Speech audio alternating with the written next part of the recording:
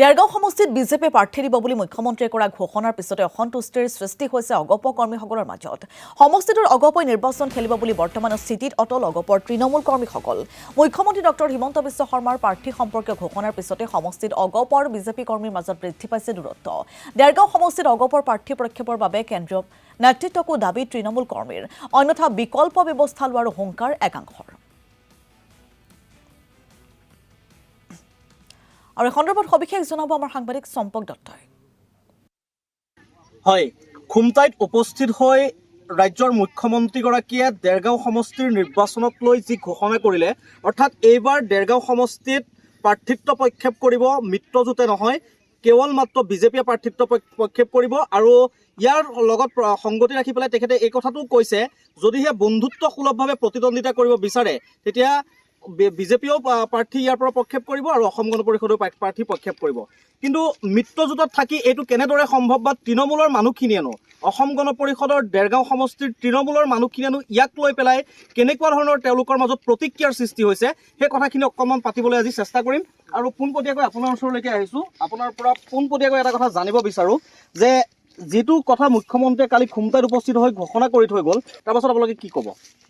আমি মুখ্যমন্ত্ৰী মহোদয়ে কালি যি কৈছে সেইটো আমাৰ দৃষ্টিগোচৰ হৈছে। 10 বছৰীয়া বুলি নহয়, দেৰগাঁও সমষ্টিটো অসম গণ পৰিষদৰ দলৰ দুৰ্গ। ইয়াত অসম গণ পৰিষদ দলৰ এতিয়ালৈকে 25 বছৰ আমাৰ বিধায়ক হৈছে। গতিকে অসম গণ পৰিষদ দলৰ এটা কথা আমি নিশ্চিত, কোনে কি কৈছে সেইটো বিষয় আমাৰ মূল বিষয় নহয়। আমি অসম গণ পৰিষদ দলে দেৰগাঁও সমষ্টিৰ হাতীৰ প্ৰতীকত নিৰ্বাচন খেলিম, আৰু কি যিকোনো প্ৰকাৰে আমি সেইটো নিৰ্বাচন খেলিম, সেইটো আমাৰ 100% নিশ্চিত। আৰু এইটো যদি হ'বলৈ নহয়, যদি হাতীৰ প্ৰতীকত আমি নিৰ্বাচন খেলিবলৈ নাপাওঁ বা কিবা তেনেকুৱা ধৰণৰ কোনো চিন্তা চৰ্চা আহে, তেতিয়া আমি দলীয়ভাৱে সামূহিক সিদ্ধান্ত গ্ৰহণ কৰিম। কি ক'ব? নিশ্চিতভাৱে আমাৰ অসম গণ পৰিষদ দল গঠন হোৱাৰ পিছত দেৰগাঁও সমষ্টিটো আমাৰ 25 বছৰ ক্ৰমাগতভাৱে আমি শাসন কৰি আছোঁ। আমাৰ যোৱা 10টা বছৰ আমাৰ এই সমষ্টিৰ সন্মানীয় বিধায়ক ভৱেন্দ্ৰনাথ ভৰালী ডাঙৰীয়া নিৰবিচ্ছিন্নভাৱে জয়ী হৈ আহিছে। আমাৰ ইয়াত বেলেগ একো ক'বলগীয়া নাই। ইয়াত অসম গণ পৰিষদ দল প্ৰতীক থাকিব, অসম গণ পৰিষদ দল জয়ী হ'ব, আৰু আমি নিশ্চিতভাৱে অসম গণ পৰিষদ দলে ইয়াত প্ৰতিনিধিত্ব আগবঢ়াব।